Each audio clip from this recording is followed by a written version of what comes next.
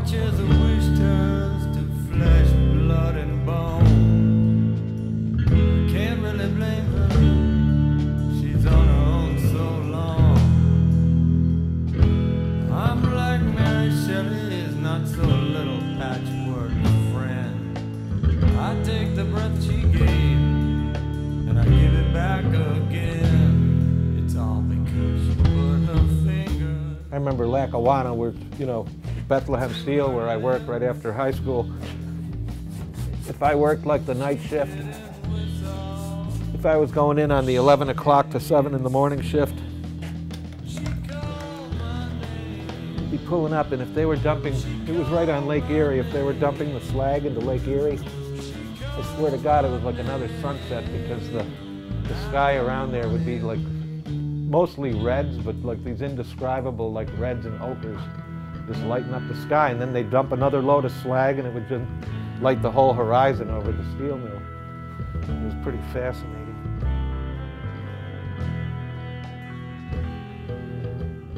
I started looking for things that I consider to be the most soul-crushing and ugly, and saying, taken in a context, this could make an interesting painting. And that's a pastel. I'm trying to recreate this piece in oil. And I know it's a smaller format, and that's going to be problematic, but I'm sure they'll work out as I go through the piece, because the painting will reveal itself to you.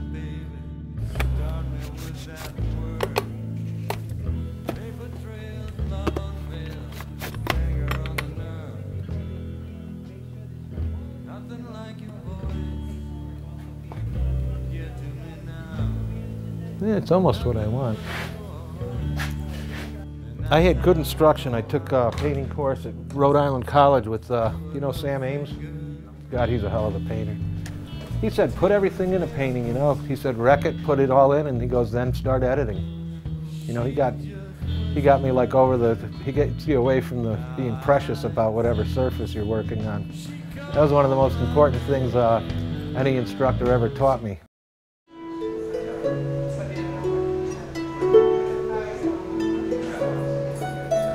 I don't mind my paintings being in somebody's parlor as long as they've given me enough money in exchange for me to get more paint.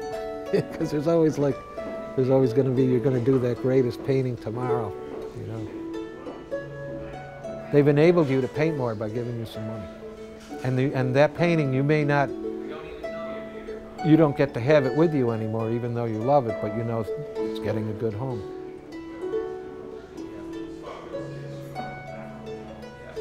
I never got 100% committed to college. And I took some courses at community college, and I took one summer off, and that's how I got drafted.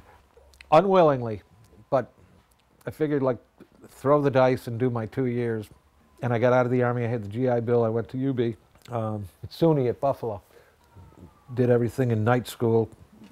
I realized that I wanted to spend more time painting and learning how to paint and draw, and even though I worked, I did that.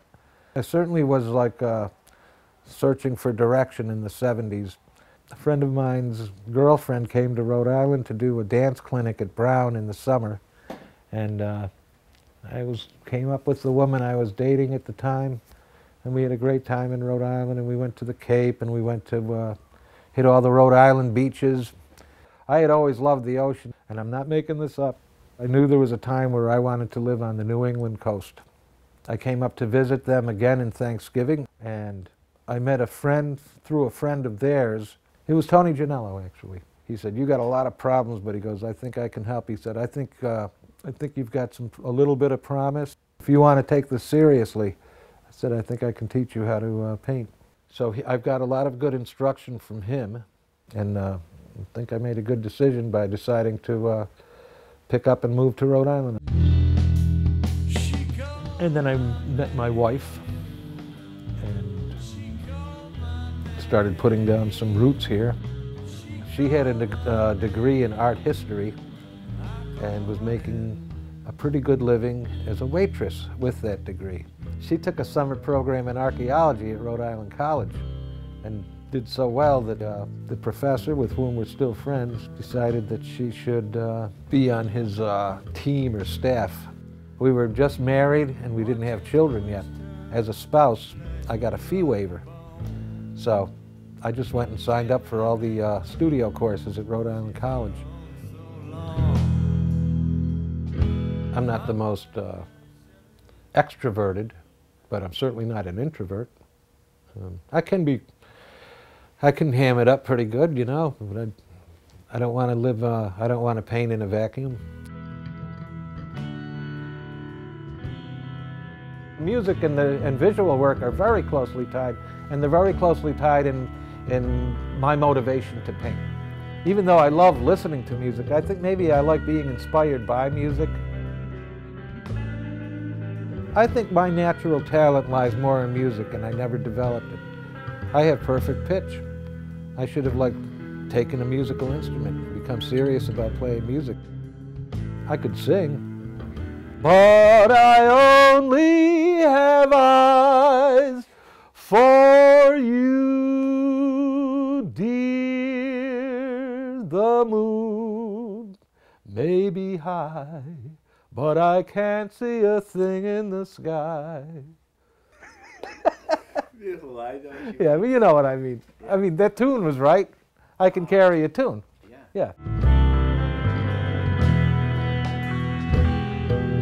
Painting's a very solitary and focused thing. I know when I instruct people in painting, I always say, you want to tread the line between being loose and focusing on what you're doing and paying attention to what you're doing, but at the same time, you know, you don't want to be too careful. You can't, being loose doesn't mean being careless and not paying attention. The act of painting is not a real coordinated thing between the mind and the hand. It's like, you know, the things that painting demands of your body, of your mind and body, aren't really that insurmountable. It's really in the looking. I'm not setting out to make anything beautiful, just honest, I guess.